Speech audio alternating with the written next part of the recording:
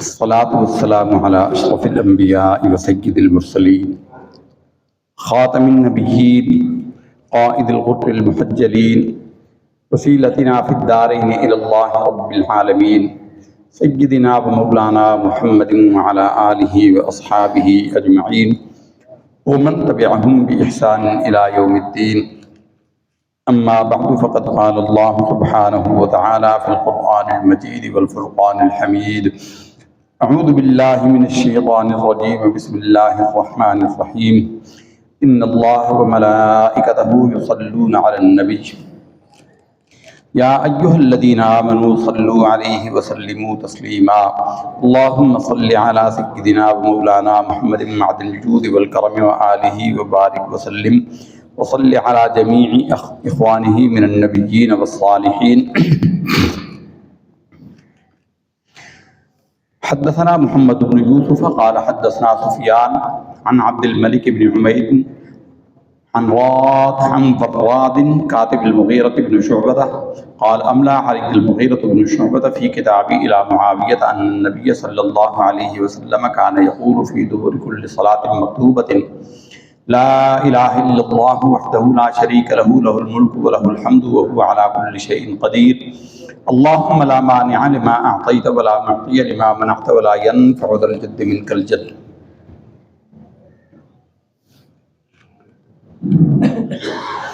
حمید بن براد جو مغیرہ بن شعبہ کے کاتب ہیں، وہ فرماتے ہیں کہ مغیرہ بن شعبہ نے ایک خط لکھوایا امیر معاویہ رضی اللہ تعالی عنہ کو کہ بے شک نبی کریم صلی اللہ علیہ وسلم ہر نماز کے بعد یہ پڑھا کرتے تھے، ہر فرض نماز کے بعد: لا الہ الا اللہ وحدہ لا شریک لہ، نہیں ہے کوئی حقیقی معبود سوائے اس اللہ کے جو وحدہ لا شریک ہے، اسی کے لیے تمام بادشاہی ہیں اور اسی کے لیے ساری تعریفیں، وہو علی کل شیء قدیر، اور وہی ہر شے پر قادر ہے. اللہم لا مانع لما اعطیت ولا معطی لما منعت ولا ينفع ذا الجد منک الجد. اے اللہ،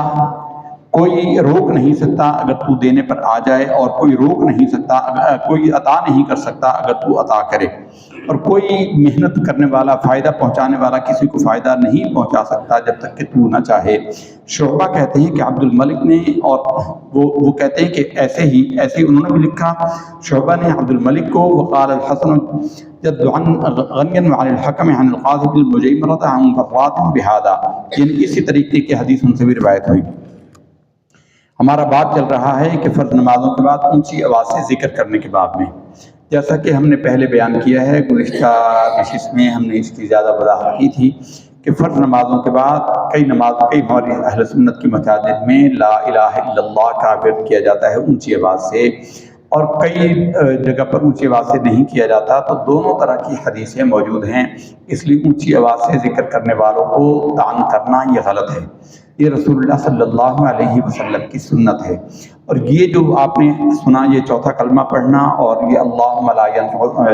لا مانع لما اعطیت ولا معطی لما منعت ولا راد لما قضیت ولا ينفع ذا الجد منک الجد، یہ اونچی آواز سے آپ پڑھا کرتے تھے. ایسے ہی ایک حدیث میں آپ سماعت کر چکے ہیں کہ آپ صلی اللہ علیہ وسلم 3 مرتبہ اونچی آواز سے اللہ اکبر کہتے تھے. ایسے ہی حدیث شریف کے اندر ہے کہ 3 مرتبہ آپ صلی اللہ علیہ وسلم اونچی آواز سے سلام پھیرنے کے بعد استغفر اللہ استغفر اللہ استغفر اللہ، اور 3 بار کہتے تھے الحمدللہ الحمدللہ الحمدللہ. تو اونچی آواز سے ذکر کرنا حدیث صحیحہ سے بخاری شریف سے ثابت ہے. بلکہ عبداللہ ابن عباس رضی اللہ تعالیٰ عنہما فرماتے ہیں کہ میں چھوٹا تھا، کبھی گھر میں ہوتا تو صحابہ کرام کے نماز سے فارغ ہونے کی خبر مجھے اونچی آواز سے ذکر کرنے سے پتہ لگتا تھا. جب اونچی آواز سے اللہ اکبر کہتے تھے تو تب مجھے پتہ چلتا تھا کہ فرض نماز ختم ہو گئی ہے، کہ اونچی آواز سے ذکر کرنے کے باب میں حدیثیں چل رہی ہیں. اگلی حدیث ہے، اگلا باب باندھا امام صاحب نے: یستقبل الامام الناس اذا سلم. امام نماز پڑھانے کے بعد، سلام پھیرنے کے بعد لوگوں کی طرف منہ کر کے بیٹھ جائے، یعنی بجائے قبلہ رخ بیٹھنے کے، نماز سلام پھیرنے کے بعد وہ قبلہ سے منہ ہٹا لے. حدثنا موسى بن اسماعيل قال حدثنا جرير بن حازم قال حدثنا ابو رجاء عن سمرة بن جندب قال كان النبي صلی اللہ علیہ وسلم اذا صلى صلاة اقبل علينا بوجهه۔ حضرت سمرہ بن جندب کہتے ہیں کہ رسول اللہ صلی اللہ علیہ وسلم جب نماز پڑھا لیتے تو آپ صلی اللہ علیہ وسلم اپنا چہرہ مبارک نمازیوں کی طرف کر لیتے تھے۔ یعنی یہ متفق علیہ ہے تقریباً کہ فرض نماز کے بعد امام اپنی حالت پر قائم نہ رہے، یعنی قبلہ رخ نہ بیٹھا رہے، دائیں پھر لے، بائیں طرف پھر جائے یا نمازیوں کی طرف منہ کر لے۔ تینوں طرح سے روایتیں ثابت ہیں۔ کسی ایک سمت کو خاص کر لینا، یہ ایک سمت کو مخصوص کر لینا، یہ ٹھیک نہیں ہے، یعنی نمازیوں کی طرف منہ کر لے۔ اور حکمت اس کی بہت ساری حکمتیں ہیں۔ ایک تو اس میں یہ حکمت ہے کہ لوگوں کو یہ اندیشہ نہ ہوگا کہ امام ابھی نماز میں ہے، حالت نماز میں امام نہ ہو، ایک تو اس حالت کو متغیر کرنے کے لیے، دوسرا یہ بتانے کے لیے کہ قبلہ کی طرف رخ کرنا یہ صرف نماز کے لیے اللہ نے مخصوص کیا ہے۔ یہ جو بعض حضرات جیسا کہ خاص طور پر مدینہ شریف لوگ جاتے ہیں تو حضور کے روضہ مبارک کی طرف منہ کر کے دعا کرتے ہیں تو دعا وہ اللہ ہی سے کر رہے ہوتے ہیں، لیکن لوگ مولوی وہاں کے مطابق کہتے ہیں کہ ادھر منہ کرو، قبلہ کی طرف منہ کرو۔ قبلہ دعا کا قبلہ نہیں ہے،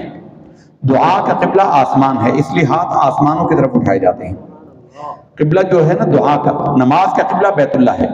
دعا کا قبلہ یہ ہے۔ اللہ کا قبلہ رسول اللہ صلی اللہ علیہ وسلم کی ذات ہے، رسول اللہ کا قبلہ اللہ کی ذات ہے۔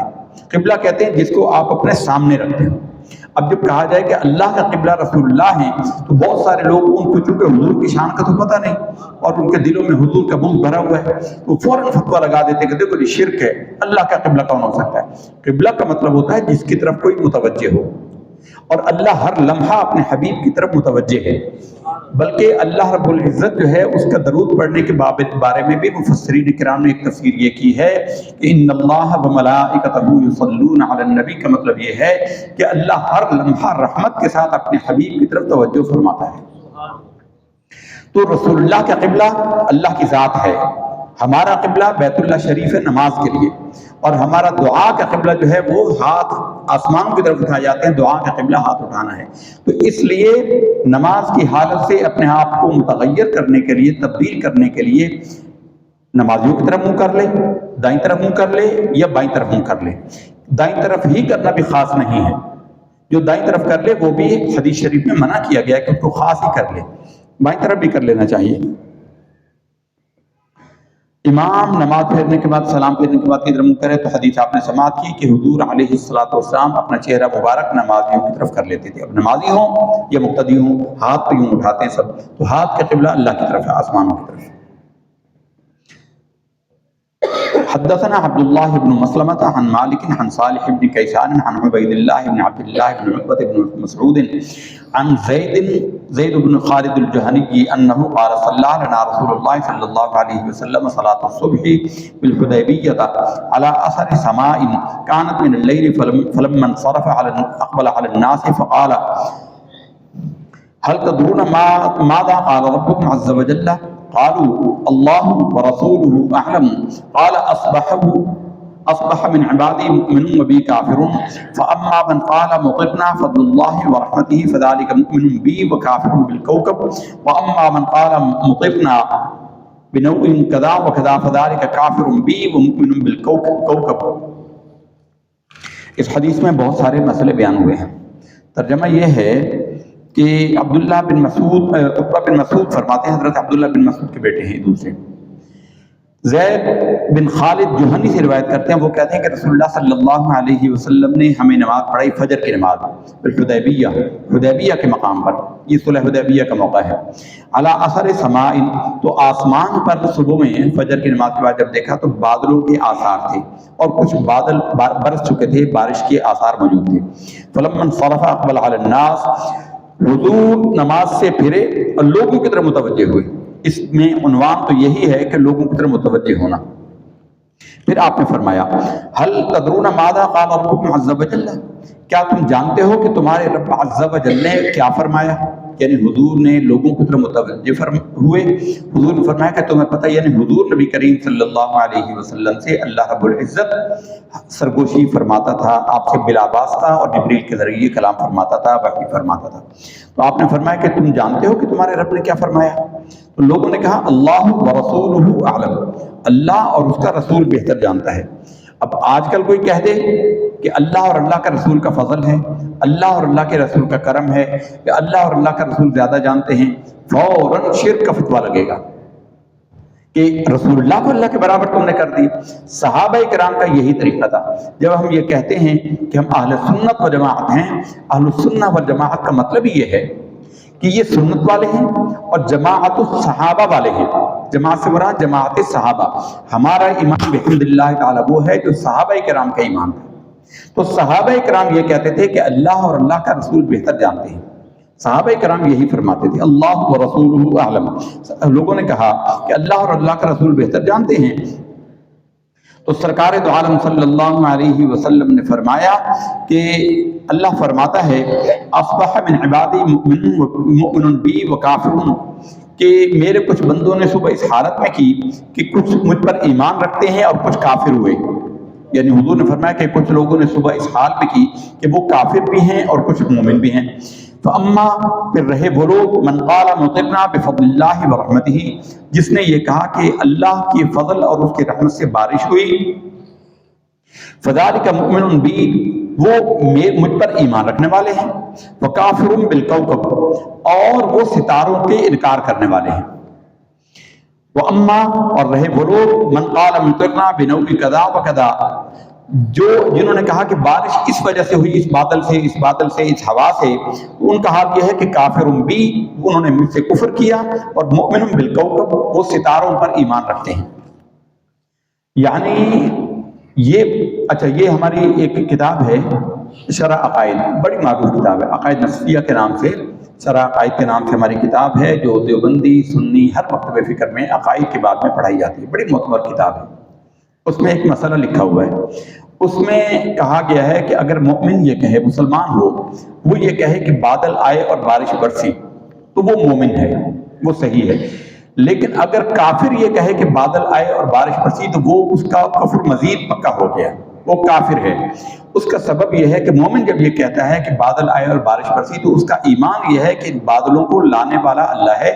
بادل ایک ذریعہ ہیں، اصلاً بادلوں کو لانے والا اللہ ہے۔ اور کافر جو ہے یا دہریے جو ہیں، وہ بادل کو مؤثر حقیقی مانتے ہیں، وہ مانتے ہیں کہ صرف بادلوں کی وجہ سے بادل خود بخود آئے اور سے، یعنی اللہ کا وہ اس میں کوئی دخل مانتے نہیں، وہ مسبب الاسباب کا انکار کرتے ہیں، اسباب کو ہی مسبب بھی سمجھتے ہیں، اس لیے وہ کافر ہیں۔ تو فرمایا کہ جس نے بادلوں کو مسبب حقیقی سمجھا کہ بادل آئے، اگر بادلوں کے آنے ہی سے بارش برسی ہے تو ابھی بھی بادل آسمان پر موجود ہے، بارش نہیں ہے، صبح ہوئی ہلکی سی بادل، اب نہیں ہے، اب بارش نہیں ہوئی، صبح ہوئی تھی ہلکی۔ تو بادلوں کے آنے سے بارش نہیں ہوتی، اللہ کے برسانے سے بارش ہوتی ہے۔ جو اس ایمان کے ساتھ یہ کہے کہ بادل آئے تو گھٹا چھائی اور بارش برس گئی، تو اس کا ایمان یہی ہے کہ وہ گھٹا اللہ ہی نے بھیجی اور بارش برسانے پر اللہ ہی قادر ہے۔ تو یہ فرمایا کہ جو یہ اللہ کو مانے، مؤثر حقیقی، فاعل حقیقی، وہ مومن ہے۔ جو بادلوں کو فاعل حقیقی مانے کہ بادل ہی آئیں گے تو برسے گا، تو پھر وہ کافر، وہ بادلوں کا ایمان لانے والا ہے اور مومن اللہ کا انکار کرنے والا۔ اور یہ بھی ہم نے بیان کیا تھا اپنی گفتگو میں کہ کافر گالی نہیں ہے، کافر کا مطلب ہے مٹانے والا، چھپانے والا، انکار کرنے والا۔ تو مومن بھی کافر ہے، مومن کافر ہے کفر کا، مومن کافر ہے طاغوت کا، شیطانوں کا، غیر اللہ کا انکار کرنے والا، اور کافر جو ہے وہ اللہ کا انکار کرنے والا ہے۔ یہاں آپ نے حدیث میں سماعت کیا کہ فرمایا کہ جس نے کہا کہ بارش اللہ کے فضل اور رحمت سے ہوئی، فذلک مؤمن وکافر بالکوکب، وہ کافر ہے کوکبوں کا، ستاروں کا، یعنی جو کہے کہ بارش اللہ نے برسائی وہ ستاروں کا کافر ہے، ستاروں کا انکار کرنے والا، اور جو کہے کہ ستاروں نے بارش برسائی وہ اللہ کا کافر ہے اور ایمان رکھتا ہے وہ ستاروں پر۔ تو اس میں اصل جو ہمارا باب تھا، باب کا عنوان یہ تھا کہ نمازی امام جو ہے وہ نماز پڑھ کے نمازیوں کی طرف متوجہ ہو جائے، ادھر منہ کر لے۔ تو اس میں حدیث میں گزر چکا، تو اگلی بات ایک اضافی اس میں آئی، تو یہ ہم نے اچھا یہی امام صاحب کا طریقہ ہے، ایک حدیث سے کئی مسائل بیان ہوتے ہوں تو ہر مسئلے کے بیان میں اس حدیث کو بار بار لاتے رہتے ہیں۔ کئی حدیثیں ریپیٹیشن میں آ رہی ہیں، تکررات میں آ رہی ہیں، مکررات آ رہی ہیں، بار بار آ رہی ہیں۔ وہ یہی ہے کہ ایک ہی حدیث سے کئی مسائل جب بیان ہوتے ہیں، جب اسی حدیث سے کوئی دوسرا مسئلہ بیان کرنا ہو تو امام صاحب اس موقع پر بھی اس حدیث کو لے آتے ہیں۔ حدثنا عبداللہ بن منیر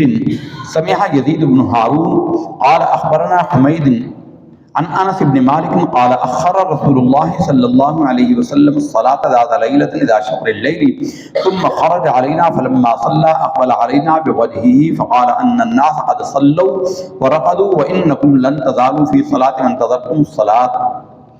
یہ حدیث شریف پہلے بھی گزر چکی ہے کہ نماز کو آدھی رات تک مؤخر کرنا، یہ حدیث پہلے گزر چکی، اس میں اس مسئلے پر ہائی لائٹ کیا گیا، ڈالا گیا، روشنی ڈالی گئی کہ نماز عشاء کو دیر تک مؤخر کرنا جائز ہے، یہ اس مسئلے میں بیان کی۔ اب اس میں بیان کیا کہ نماز پڑھانے کے بعد لوگوں کی طرف متوجہ ہونا۔ تو حضرت انس بن مالک رضی اللہ تعالیٰ عنہ فرماتے ہیں کہ رسول اللہ صلی اللہ علیہ وسلم نے ایک رات کو نماز میں بہت تاخیر فرما دی، شطر اللیل، آدھی رات تک کر دیا۔ ثم خرج علینا، پھر ہم پر آپ تشریف لائے، فلما صلی، پھر نماز پڑھائی، اقبل علینا بوجہہ، پھر آپ صلی اللہ علیہ وسلم نے ہماری طرف چہرہ پھیرا۔ اب حدیث کا عنوان یہاں پر یہ ہے، اس حدیث میں اس مسئلے کو یہاں بیان کرنے کے لیے امام صاحب نے بیان کیا کہ امام صاحب نماز پڑھائیں تو پھر نماز پڑھانے کے بعد لوگوں کو طرف منہ کر لیں۔ فقال، اور آپ نے فرمایا، ان الناس قد صلوا، یقیناً بہت سارے لوگوں نے نماز پڑھ لی، ورقدوا، اور وہ چلے گئے، سو گئے، وانکم لن تزالوا فی صلاۃ من انتظرتم الصلاۃ، اور یقیناً صرف روئے زمین پر اس وقت صرف تم ہی ہو جو عشاء کی نماز کے انتظار میں بیٹھے رہے جب تک کہ تم نے نماز نہیں پڑھی، تم نے انتظار کیا، یعنی ان کی فضیلت کو بیان کیا۔ چونکہ مدینہ طیبہ میں مسلمان ہوتے تھے، روئے زمین پر اور کہیں مسلمان تھے نہیں، تو اس لیے وہ جو باقی تو پڑھ کر چلے گئے تھے، کچھ لوگوں نے انتظار کیا کہ حضور ہی آئیں گے تو پڑھائیں گے، تو حضور نے ان کی مدح فرمائی، ان کی تعریف فرمائی، اور فرمایا کہ روئے زمین پر اس وقت تم ہی ہو اے جماعت صحابہ جو اس نماز کے انتظار میں بیٹھے رہے، یعنی اللہ کے ہاں تمہارا کیا درجہ ہے کہ رات کے اس پہر بھی تم نماز کے انتظار میں اپنی نیند کو قربان کیے بیٹھے رہے۔ باب مکث الامام فی مصلاہ بعد السلام، امام نماز سلام پھیرنے کے بعد اپنے مصلی پر ٹھہرا رہے۔ کتنی دیر ٹھہرے، کیسا ٹھہرے؟ یعنی نماز پڑھاتے ہی مصلی کو چھوڑ دے یا مصلی پر بیٹھا رہے۔ وقال لنا آدم حدثنا شعبۃ عن ایوب قال عن نافع قال كان ابن عمر يصلي في مكانه الذي صلى فيه الفريضة وفعله القاسم، ويذكر عن أبي هريرة رفعه لا يتطبع الإمام في مكانه ولم يصح۔ عبداللہ ابن عمر رضی اللہ تعالیٰ عنہ جس جگہ نماز پڑھاتے تھے، فرض نماز کو پڑھاتے تھے، اور ایسا ہی قاسم بن محمد بن ابو بکر بھی کرتے تھے، اور وہ کہتے تھے کہ حضرت ابو ہریرہ رضی اللہ تعالیٰ عنہ اس بات کو، اس حدیث کو مرفوع کرتے تھے کہ امام کا اپنی جگہ پر بیٹھے رہنا نماز پڑھانے کے بعد، اپنی جگہ پر اسی حالت، اسی حیت میں قبلہ رخ بیٹھے رہنا، یہ پسندیدہ نہیں ہے اور یہ ٹھیک نہیں ہے۔ یہ ہم نے بیان کیا کہ امام کو نماز سلام پھیرنے کے بعد اپنی حالت کو متغیر کر لینا چاہیے، تبدیل کر لینا چاہیے، تاکہ کسی کو یہ اشتباہ نہ ہو، شبہ نہ ہو کہ وہ ابھی نماز ہی پڑھ رہا ہے۔ حدثنا ابو الولید هشام بن عبد الملك قال حدثنا ابراہیم بن سعد قال حدثنا الزهري عن هند بنت الحارث عن ام سلمة ان النبي صلى الله عليه وسلم كان اذا سلم يمكث في مكانه يسيرا قال ابن شهاب فنرى والله اعلم لكي ينفض من ينصرف من النساء۔ وقال ابن مريم اخبرنا نافع بن يزيد قال حدثني جعفر بن ربيعة ان ابن شهاب كتب إليه قال حدثتني هند بنت الحارث الفراسية عن أم سلمة زوج النبي صلى الله عليه وسلم وكانت من صواحباتها قالت كان يسلم فينصرف النساء فيدخلن بيوتهن من قبل أن ينصرف رسول الله صلى الله عليه وسلم۔ وقال ابن وهب عن يونس عن ابن شهاب أخبرتني هند الفراسية وقال عثمان بن عمر أخبرنا يونس عن الزهري قال حدثتني هند القرشية وقال الزبيدي أخبرني الزهري أن هندا بنت الحارث القرشية أخبرته وكان تحت معبد بن المقداد وهو حليف بني زهرة وكانت تدخل على أزواج النبي صلى الله عليه وسلم۔ وقال شعيب عن الزهري هند القرشية وقال ابن عتيق عن الزهري عن هند الفراسية وقال الليث حدثني يحيى بن سعيد حدثه ابن شهاب عن امرأة من قريش حدثته عن النبي صلى الله عليه وسلم۔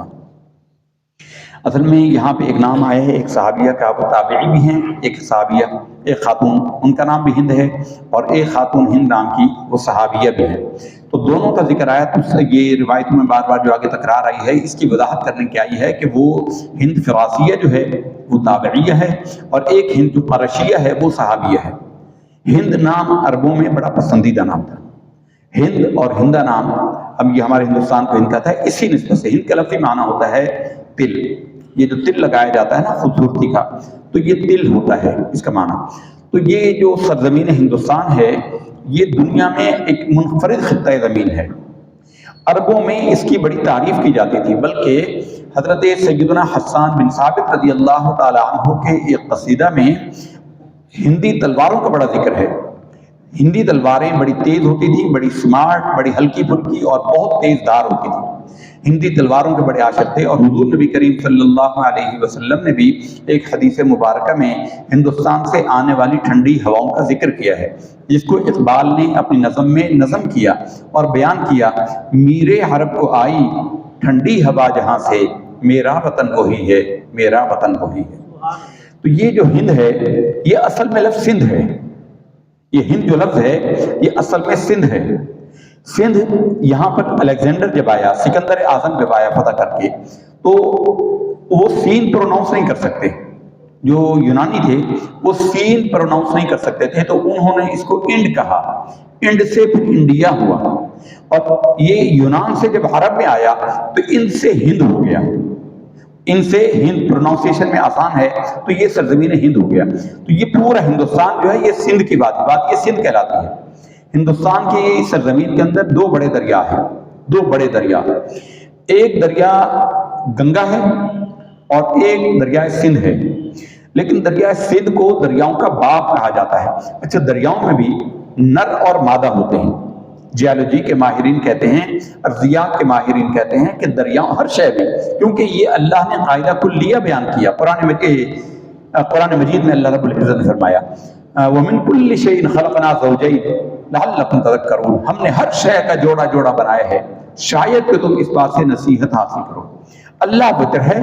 اللہ واحد ہے، اس کا کوئی دوسرا نہیں۔ اللہ نے ہر شے کا جوڑا بنایا،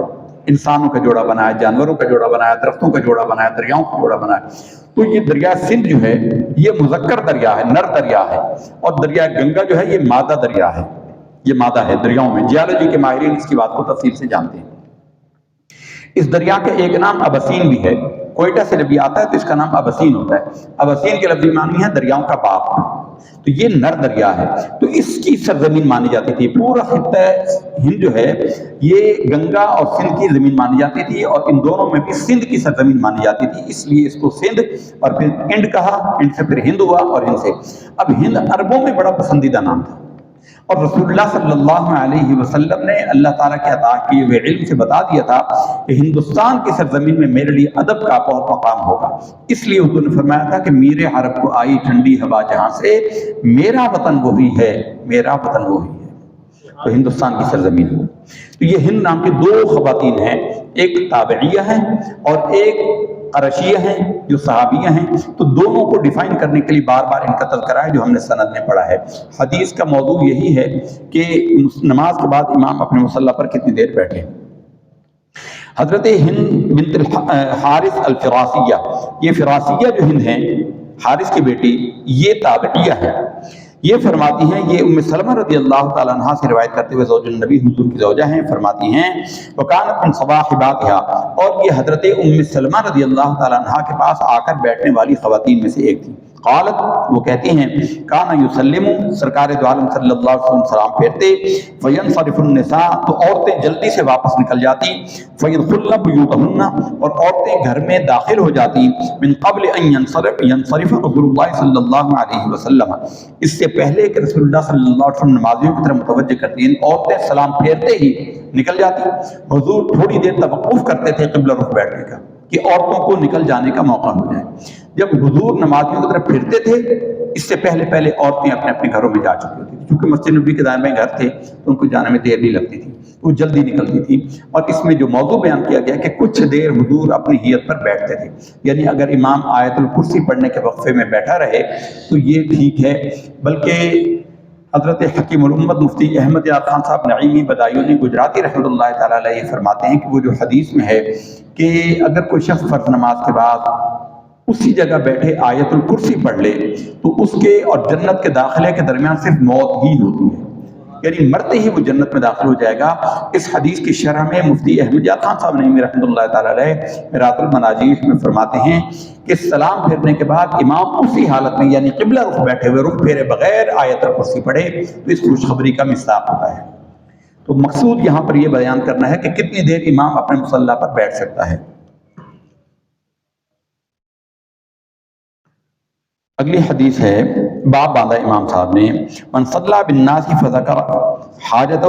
فتخطاہم، امام نماز پڑھا رہا ہو، نماز پڑھا چکے اور اسے کوئی کام یاد آ جائے تو وہ لوگوں کی گردنیں پھلانگتا ہوا چلا جائے، صفوں کو اب لوگ صفوں بنا کر بیٹھے ہیں، امام صاحب یہاں بیٹھے ہیں، امام صاحب کو کوئی کام ایمرجنسی یاد آ گیا، امام صاحب دعا مانگے یا سب کچھ کیے بغیر ایسی جلدی سے نکل جائیں، ایسا کرنا کیسا ہے؟ تو ایسا کرنا جائز ہے اگر امام کی ضرورت ہو۔ حدثنا محمد بن عبید قال حدثنا عیسی بن یونس عن عمر بن سعید قال اخبرنی ابن ملیکۃ عن عقبۃ قال صلیت وراء النبی صلی اللہ علیہ وسلم بالمدینۃ العصر فسلم فقام مسرعا فتخطى رقاب الناس الى بعض حجر نسائه ففزع الناس من سرعته فخرج عليهم فرأى انهم قد عجبوا من سرعته فقال ذكرت شيئا من طبر عندنا فكرهتان يحسنا فأمرت بقسمته او كما قال صلی اللہ علیہ وسلم۔ اس حدیث کو ابن ملیکہ عقبہ سے روایت کرتی ہیں، وہ فرماتی ہیں کہ عقبہ رضی اللہ تعالیٰ عنہ فرماتے ہیں کہ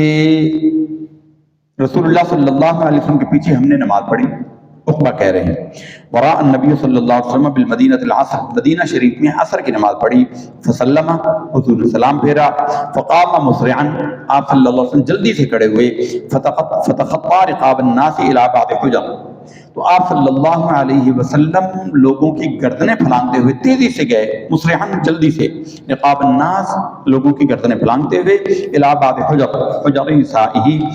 اپنی بیویوں کے حجروں میں سے کسی ایک بیوی کے گھر میں تشریف لے گیا، حجر میں، مسجد نبی شریف کے چاروں طرف حجرے تھے، ففتح الناس، لوگوں کو اندیشہ ہوا، لوگ گھبرا گئے کہ حضور کو کیا ہو گیا، اتنی جلدی کیوں گئے، من سرعتہ ہی، حضور کے اس طرح جلدی کرنے سے، تو حضور اپنے کام سے فارغ ہو کر اب واپس آئے، فخرج علیہم، حضور ان پر ظاہر ہوئے، فرآ انہم قد عجبوا من سرعتہ، تو حضور نے انہیں دیکھا کہ حضور کے جلدی کرنے پر وہ لوگ تعجب میں پڑے ہوئے ہیں، حیرت میں پڑے ہوئے ہیں، فقال، تو آپ نے فرمایا، ذکرت شیئا من طبر، کہ میرے پاس مال غنیمت میں سے کوئی چیز تھی اور وہ سونے کی ایک ڈلی تھی، ایک اور حدیث میں وضاحت ہے کہ میرے پاس سونے کی ایک ڈلی تھی، فکرہتانی یحسنا فامرت بقسمتہ، مجھے یاد آ گیا، مجھے یہ پسند نہیں آئی، مجھے اس سے کراہت ہوئی، ناپسند ہوا کہ وہ میرے گھر میں تقسیم کرنے سے پہلے پڑا رہے، تو میں نے جلدی سے جا کر اس کو تقسیم کیا ہے۔ یعنی اس میں کئی مسئلے بیان کیے گئے، ایک یہ ہے کہ امام کو حاجت ہو جائے تو امام نماز پھیرنے کے بعد، سلام پھیرنے کے بعد اپنی حاجت کے لیے جا سکتا ہے، کوئی بھی حاجت ہو۔ اس میں یہ بھی ہے کہ آپ صلی اللہ علیہ وسلم کچھ دیر بیٹھا کرتے تھے، جب ہی آپ کے جلدی جانے پر صحابہ کرام نے تعجب فرمایا۔ تیسرے مسئلہ یہ بیان فرمایا کہ آپ صلی اللہ علیہ وسلم دنیا سے کتنے بے رغبت تھے کہ آپ کے گھر میں سونے کی ڈلی رہ گئی تھی، آپ کو یاد آ گئی اور آپ صلی اللہ علیہ وسلم نے اس کو تقسیم کرنا چاہا تو بڑی جلدی کی، یعنی حضور ایک لمحے کو بھی اس مال کو جو تقسیم کرنا وہ اپنے گھر میں رکھنا پسند نہیں کرتے تھے۔ اس سے آپ صلی اللہ علیہ وسلم کی دنیا سے بے رغبتی بھی ظاہر ہوتی ہے، اور اس میں یہ بھی ظاہر ہوتا ہے کہ نماز کے اندر کسی دیگر عبادت کی طرف توجہ چلا جانا یہ بھی منافی نماز نہیں ہے۔ اللہ تعالیٰ سے دعا ہے کہ احادیث صحیحہ کی معرفت سے ہمارے قلوب و اذہان کو منور فرمائے اور ہمیں ان پر عمل کی توفیق دے اور دین کا صحیح فہم اس پر عمل کی توفیق دے۔ وآخر دعوانا ان الحمد للہ رب العالمین۔